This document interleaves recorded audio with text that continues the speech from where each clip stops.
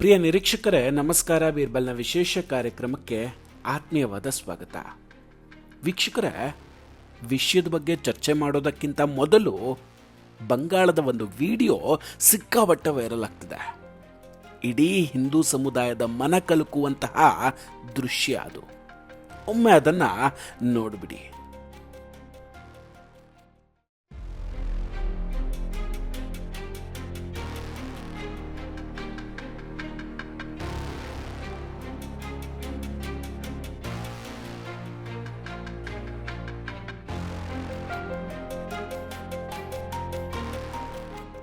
ಕಾಳಿ ಮಾತೆಯ ಆರಾಧನೆಯ ಒಂದು ಭಾಗ ಇದು. ರಾತ್ರೋರಾತ್ರಿ ಬಂಗಾಳ ಹೇಗೆ ಬದಲಾಗಿದೆ ನೋಡಿ. ಕಾಳಿ ಮಾತೆ ಎಲ್ಲ ಅಪರಾಧಿಗಳಿಗೆ ಶಿಕ್ಷೆಯನ್ನು ನೀಡಲಿ. ಬಂಗಾಳದ ಇವತ್ತಿನ ಪರಿಸ್ಥಿತಿಯನ್ನು ನೋಡಿದಾಗ ಈ ಶಕ್ತಿಯ ಅವಶ್ಯಕತೆ ತುಂಬ ಇದೆ ಅನ್ನಿಸ್ತಾ ಇದೆ. ಹಾಗೆ ಆ ದೊಡ್ಡ ಶಕ್ತಿ ಬಂಗಾಳಕ್ಕೆ ಬರ್ತಾ ಇದೆ ಕೂಡ. ವೀಕ್ಷಕರ, ಇನ್ನು ಮುಂದೆ ಬಂಗಾಳದ ದೃಶ್ಯವೇ ಬದಲಾಗಲಿದೆ. ಒಬ್ಬ ಖಡಕ್ ಅಧಿಕಾರಿ ಬಂಗಾಳದ ನೆಲಕ್ಕೆ ಕಾಲಿಡ್ತಾ ಇದ್ದಾರೆ. 200ಕ್ಕೂ ಹೆಚ್ಚು ಬುಲ್ಡೋಸರ್ಗಳು ಬಂಗಾಳದ ಕಡೆ ಹೊರಟಿದೆ. ಯೋಗಿಜಿಯ UP ಮಾದರಿ ಈಗ ಬಂಗಾಳದಲ್ಲಿ ಕೂಡ ಮರುಕಳಿಸ್ತಾ ಇದೆ. ಅಷ್ಟಕ್ಕೂ ಏನು ನಡೀತಾ ಇದೆ ಬಂಗಾಳದಲ್ಲಿ? ಯಾರದು ಸಿಂಗಂ ಖ್ಯಾತಿಯ ಎನ್ಕೌಂಟರ್ ಸ್ಪೆಷಲಿಸ್ಟ್ ಅಧಿಕಾರಿ? ಇದೆಲ್ಲದರ ಬಗ್ಗೆ ಡಿಟೇಲ್ ಆಗಿ ಮಾತಾಡ್ತಾ ಹೋಗ್ತೀನಿ. ವಿಡಿಯೋವನ್ನು ಕೊನೆವರೆಗೂ ಮಿಸ್ ಮಾಡದೆ ನೋಡಿ. ಇನ್ನೂ ಕೂಡ ನಮ್ಮ ಬೀರ್ಬಲ್ ಚಾನಲನ್ನು ಸಬ್ಸ್ಕ್ರೈಬ್ ಮಾಡಿಲ್ಲ ಅಂದರೆ ಈ ಕೂಡಲೇ ಸಬ್ಸ್ಕ್ರೈಬ್ ಮಾಡಿ ಹಾಗೂ ಬೆಲ್ ಐಕಾನನ್ನು ಕ್ಲಿಕ್ ಮಾಡಿ. ವೀಕ್ಷಕರೇ, ಬಂಗಾಳದಲ್ಲಿ ಇವತ್ತು TMC ಸೋತಿರಬಹುದು, ಆದರೆ ಇನ್ನೂ ಅಂತ್ಯ ಆಗಿಲ್ಲ. ಇದು ಜಸ್ಟ್ ಆರಂಭ, ಅಂತ್ಯದ ಆರಂಭ. ಇವತ್ತು ಸಾಕಷ್ಟು TMC ಕಾರ್ಯಕರ್ತರ ಒಳಗಿರುವಂತಹ ಹಿಂದುತ್ವ ಜಾಗೃತ ಆಗ್ತಾ ಇದೆ. ಮುಂದಿನ ದಿನಗಳಲ್ಲಿ ಅವರ ಮನೆಗಳ ಮೇಲೆ ಕೇಸರಿ ಧ್ವಜಗಳು ಮತ್ತು ಹಣೆಯ ಮೇಲೆ ಉದ್ದನೆಯ ತಿಲಕಗಳು ಕಾಣಿಸ್ಕೊಳ್ಳುತ್ತೆ. ಇಲ್ಲಿವರೆಗೆ ಸುಮ್ಮನಿದ್ದವರು ಇನ್ನು ಮುಂದೆ ರಿಯಾಕ್ಟ್ ಮಾಡೋದಕ್ಕೆ ಶುರು ಮಾಡ್ಕೊಳ್ತಾರೆ. ಚುನಾವಣೆ ಮುಗಿದು ಫಲಿತಾಂಶ ಬಂದರೂ ಕೂಡ ಬಂಗಾಳ ಇವತ್ತಿಗೂ ಶಾಂತವಾಗಿಲ್ಲ. ಕೆಲವೊಂದಷ್ಟು ವಿಡಿಯೋಗಳು, ಮುಖ್ಯವಾಗಿ ಹಿಂದೂ ಕಾರ್ಯಕರ್ತರು TMC ಕಾರ್ಯಕರ್ತರನ್ನು ಹೊಡಿತಿರುವಂತಹ ವಿಡಿಯೋಗಳು ಕೂಡ ವೈರಲ್ ಆಗ್ತಾ ಇದೆ. ವರ್ಧಮಾನ್ ಜಿಲ್ಲೆಯ ಒಂದು ವಿಡಿಯೋ ಈಗ ತುಂಬ ಸದ್ದು ಮಾಡ್ತಾ ಇದೆ. ಅಲ್ಲಿ ಕೆಲವು TMC ಗೂಂಡಾಗಳಿಗೆ ಅಲ್ಲಿನ ಜನ ಬುದ್ಧಿ ಕಲಿಸ್ತಾ ಇರುವಂತಹ ವಿಡಿಯೋ. ಇದರ ಹಿನ್ನೆಲೆ ಬೇರೆನೇ ಇದೆ. ಚುನಾವಣೆಯ ಹಿಂದಿನ ದಿನ TMC ಗೂಂಡಾಗಳು ಹಿಂದೂ ಕಾರ್ಯಕರ್ತರ ಮನೆಗೆ ಹೋಗಿ, ನೀವು TMCಗೆ ಮತ ಹಾಕದಿದ್ರೆ ನಿಮ್ಮ ಹೆಣ್ಣು ಮಕ್ಕಳನ್ನು ಅಪಹರಿಸ್ತೇವೆ ಅಂತ ಬೆದರಿಕೆ ಹಾಕಿದ್ರಂತೆ.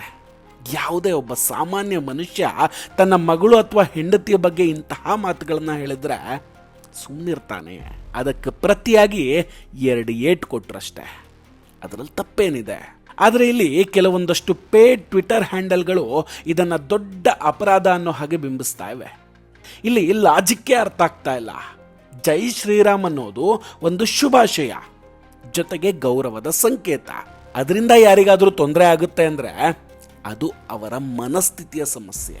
ಈಗ ಇಡೀ ದೇಶದಲ್ಲಿ ಜೈ ಶ್ರೀರಾಮ್ ಘೋಷಣೆಯನ್ನ ಕಿರುಕುಳದ ಪದವನ್ನಾಗಿ ಬಿಂಬಿಸೋದಕ್ಕೆ ಒಂದು ವ್ಯವಸ್ಥಿತವಾದಂತಹ ಸಂಚು ರೆಡಿ ಆಗ್ತಾ ಇದೆ ಅಷ್ಟೇ.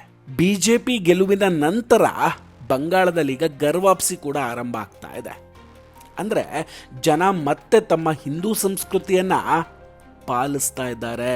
ವೀಕ್ಷಕರೇ, ಕಳೆದ ಒಂದು ವಿಡಿಯೋದಲ್ಲಿ ಕೂಡ ಹೇಳಿದ್ದೆ, ಬಂಗಾಳದಲ್ಲಿ ಇವತ್ತು BJP ಗೆದ್ದಿದೆ ನಿಜ, ಹಾಗಂತ ಇಲ್ಲಿಗೆ ಎಲ್ಲವೂ ಕೂಡ ಮುಗ್ದಿಲ್ಲ. ಈಗಲೇ ಶುರುವಾಗಿರೋದು ಅಸಲಿ ಆಟ. TMC ಸೋತ್ ಮಾತ್ರಕ್ಕೆ ತಣ್ಣಗಾಗೋದಿಲ್ಲ, ಅದರಲ್ಲೂ ದೀದಿ ಅಂತ ನಾಯಕಿ. ಗೂಂಡಾಗಳ ಹಾವಳಿ ಈಗ ಮತ್ತೆ ಬಂಗಾಳದಲ್ಲಿ ಶುರುವಾಗೇ ಆಗುತ್ತೆ. ಗಲಭೆಗಳು ನಡೆಯುತ್ತೆ. ಗೃಹ ಇಲಾಖೆಗೆ ಮುಂದೆ ತುಂಬ ದೊಡ್ಡ ಸವಾಲಂತೂ ಖಂಡಿತ ಇದೆ. ಇದೆಲ್ಲದರ ಬೆನ್ನಲ್ಲೇ ಒಂದು ಸುದ್ದಿ ಜೋರಾಗಿ ಕೇಳಿ ಬರ್ತಾ ಇದೆ. ಕೇಂದ್ರ ಗೃಹ ಸಚಿವಾಲಯ ಉತ್ತರ ಪ್ರದೇಶದ ಸಿಂಗಂ ಅಂತಲೇ ಖ್ಯಾತರಾಗಿರುವಂತಹ IPS ಅಧಿಕಾರಿ ಅಜಯ್ ಪಾಲ್ ಶರ್ಮಾ ಅವರನ್ನು ಮುಂದಿನ 5 ವರ್ಷಗಳ ಕಾಲ ಪಶ್ಚಿಮ ಬಂಗಾಳಕ್ಕೆ ನಿಯೋಜನೆಯನ್ನು ಮಾಡಲಿದ್ದಾರೆ ಅನ್ನೋದು. ಈ ಸುದ್ದಿ ಕೇಳಿ ಸೋಷಿಯಲ್ ಮೀಡಿಯಾದಲ್ಲಿ ತುಂಬ ಜನ ಸಂಭ್ರಮಿಸ್ತಾ ಇದ್ದಾರೆ. ಬಂಗಾಳಕ್ಕೀಗ ಸರಿಯಾದ ಅಧಿಕಾರಿಯ ಬಂದಿದ್ದಾರೆ, ಇನ್ನು ಮುಂದೆ ಅಲ್ಲಿನ ಗೂಂಡಾಗಳಿಗೆ ಉಳಿಗಾಲ ಇಲ್ಲ ಅಂತಹ ಕಮೆಂಟ್ಗಳು ಹರಿದು ಬರ್ತಾ ಇದೆ. ಆದರೆ ಈ ಸುದ್ದಿಯಲ್ಲಿ ಅಸಲಿಗೆ ಎಷ್ಟು ಸತ್ಯ ಇದೆ? ಅಜಯ್ ಪಾಲ್ ಶರ್ಮಾ ಅವರನ್ನು ನಿಜವಾಗಿಯೂ ಬಂಗಾಳಕ್ಕೆ ಕಳಿಸ್ಲಾಗ್ತಾ ಇದೆಯಾ, ಅಥವಾ ಇದೊಂದು ಕೇವಲ ವದಂತಿಯಾ? ಈಗ ನಾವು ಈ ಸುದ್ದಿಯ ಪೋಸ್ಟ್ ಮಾರ್ಟಮ್ ಅನ್ನು ಮಾಡಿ ಅದರ ಹಿಂದಿನ ಅಸಲಿ ಸತ್ಯವನ್ನು ತಿಳಿದುಕೊಳ್ಳೋಣ. ಅದಕ್ಕಿಂತ ಮೊದಲು ಈ ಅಜಯ್ ಪಾಲ್ ಶರ್ಮಾ ಯಾರು, ಯಾಕೆ ಈ ಹೆಸರು ಇಷ್ಟೊಂದು ಚರ್ಚೆ ಆಗ್ತಿದೆ, ಇದನ್ನು ಅರ್ಥ ಮಾಡ್ಕೊಳ್ಬೇಕು. ವೀಕ್ಷಕರೇ, ಈ ಕಥೆಯನ್ನು ಅರ್ಥ ಮಾಡ್ಕೊಳ್ಬೇಕು ಅಂದರೆ ಸ್ವಲ್ಪ ಹಿಂದಕ್ಕೆ ಹೋಗಲೇಬೇಕಾಗುತ್ತೆ. ಬಂಗಾಳದ ವಿಧಾನಸಭಾ ಚುನಾವಣೆಗಳ ಸಮಯದಲ್ಲಿ ಅತಿ ಹೆಚ್ಚು ಸಂವೇದನಾಶೀಲ ಪ್ರದೇಶಗಳಲ್ಲಿ ಚುನಾವಣಾ ಆಯೋಗ ಅಜಯ್ ಪಾಲ್ ಶರ್ಮಾ ಅವರನ್ನ ಅಬ್ಸರ್ವರ್ ಆಗಿ ನೇಮಕ ಮಾಡಿತ್ತು. ಅಜಯ್ ಪಾಲ್ ಶರ್ಮಾ ಅವರು ಯುಪಿಯಲ್ಲಿ ಎನ್ಕೌಂಟರ್ ಸ್ಪೆಷಲಿಸ್ಟ್ ಅಂತಲೇ ಫೇಮಸ್ ಆಗಿದ್ದವರು. ಬಂಗಾಳದ ಯಾವ ಪ್ರದೇಶದಲ್ಲಿ ಹಿಂದೂಗಳ ಮನೆಗೆ ನುಗ್ಗಿ ಕೊಲೆ ಅತ್ಯಾಚಾರ ಮಾಡುವಂತಹ ಬೆದರಿಕೆಗಳು ಬರ್ತಾ ಇದ್ವೋ ಅದೇ ಪ್ರದೇಶಕ್ಕೆ ಅಜಯ್ ಪಾಲ್ ಅವರನ್ನು ಕಳಿಸಲಾಗುತ್ತೆ. ಅಲ್ಲಿ ಅವ್ರು ಮಾಡಿದ ಕೆಲಸದಿಂದ ಅವರನ್ನ ರಾತ್ರೋರಾತ್ರಿ ಬಂಗಾಳದ ಸಿಂಗಮ್ ಆಗಿ ಮಾಡಲಾಗುತ್ತೆ. ಟಿಎಂಸಿ ಕಾರ್ಯಕರ್ತ ಜಹಾಂಗೀರ್ ಮತ್ತು ಆತನ ಬೆಂಬಲಿಗರು ಜನರನ್ನ ಹೆದರಿಸ್ತಾ ಇದ್ದಾಗ ಅಜಯ್ ಪಾಲ್ ಶರ್ಮಾ ಅವರು ನೇರವಾಗಿ ನಿಂತ್ಕೊಂಡು ಈ ಎಚ್ಚರಿಕೆಯನ್ನು ಕೊಟ್ಟಿದ್ರು. ಇವತ್ತಿನವರೆಗೂ ನೀವು ಏನು ಮಾಡಿದ್ದೀರೋ ಗೊತ್ತಿಲ್ಲ, ಅದು ನಂಗೆ ಬೇಡ ಕೂಡ, ಆದರೆ ಇವತ್ತಿಂದ ಯಾರನ್ನಾದರೂ ಹೆದರಿಸಿದ್ರೆ ಅಥವಾ ಬೆದರಿಕೆ ಹಾಕಿದ್ರೆ ಪರಿಣಾಮ ನೆಟ್ಟಗಿರಲ್ಲ ಅಂತ ವಾರ್ನಿಂಗ್ ಕೊಟ್ಟವರು ಅಜಯ್ ಶರ್ಮಾ.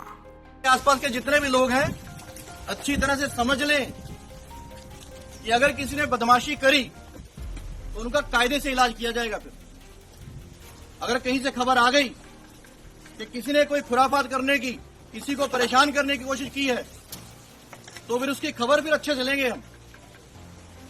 ये जहांगीर के घर वाले भी खड़े हैं, उसको बता देना कायदे से.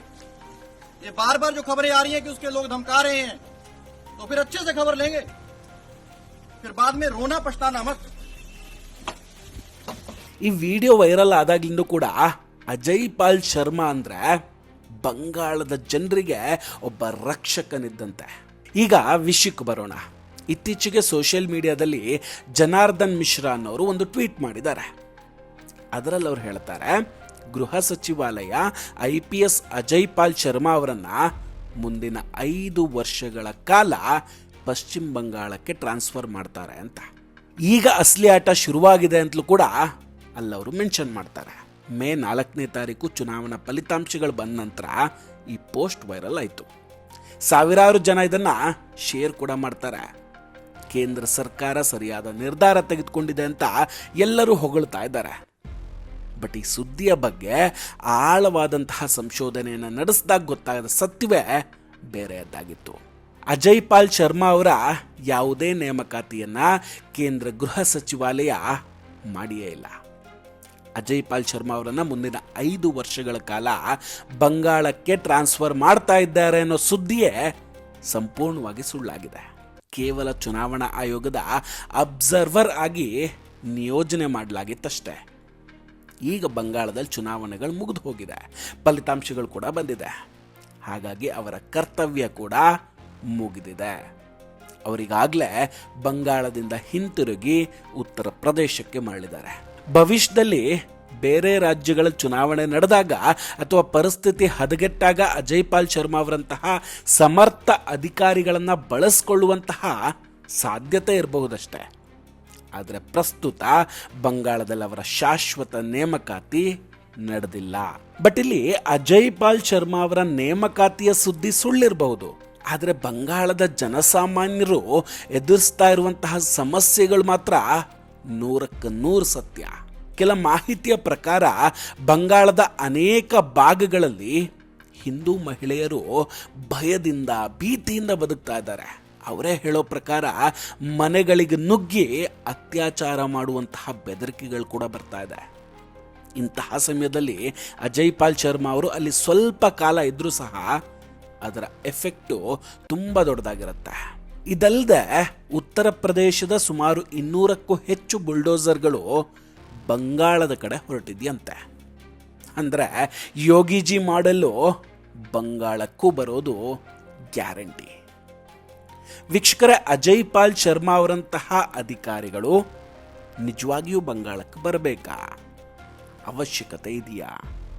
ಯೋಗಿಜಿ ಬುಲ್ಡೋಸರ್ ಆಕ್ಷನ್ ಶುರು ಮಾಡಿಕೊಳ್ಬೇಕಾ? ಅಲ್ಲಿನ ಹಿಂದೂ ಮಹಿಳೆಯರ ಮೇಲೆ ನಡೀತಾ ಇರುವಂತಹ ದೌರ್ಜನ್ಯಕ್ಕೆ ಕೊನೆ ಯಾವಾಗ? ಇದೆಲ್ಲದರ ಬಗ್ಗೆ ನಿಮ್ಮ ಅನಿಸಿಕೆ ಏನು? ದಯವಿಟ್ಟು ಕಮೆಂಟ್ ಮಾಡಿ ತಿಳಿಸಿ. ನಾವು ಕೊಟ್ಟಂತಹ ಮಾಹಿತಿಗಳು ನಿಮ್ಗೆ ಇಷ್ಟ ಆಗಿದ್ದರೆ ವಿಡಿಯೋವನ್ನು ಲೈಕ್ ಮಾಡಿ ಹಾಗೂ ಶೇರ್ ಮಾಡಿ. ಇನ್ನೂ ಕೂಡ ನಮ್ಮ ಬೀರ್ಬಲ್ ಚಾನಲನ್ನು ಸಬ್ಸ್ಕ್ರೈಬ್ ಮಾಡಿಲ್ಲ ಅಂದರೆ ಈ ಕೂಡಲೇ ಸಬ್ಸ್ಕ್ರೈಬ್ ಮಾಡಿ ಹಾಗೂ ಬೆಲ್ ಐಕಾನನ್ನು ಕ್ಲಿಕ್ ಮಾಡಿ. ನಮಸ್ಕಾರ, ಟೇಕ್ ಕೇರ್ ಆ್ಯಂಡ್ ಬಾಯ್ ಬಾಯ್. ಮತ್ತೆ ಭೇಟಿಯಾಗೋಣ. ಜೈ ಹಿಂದ್.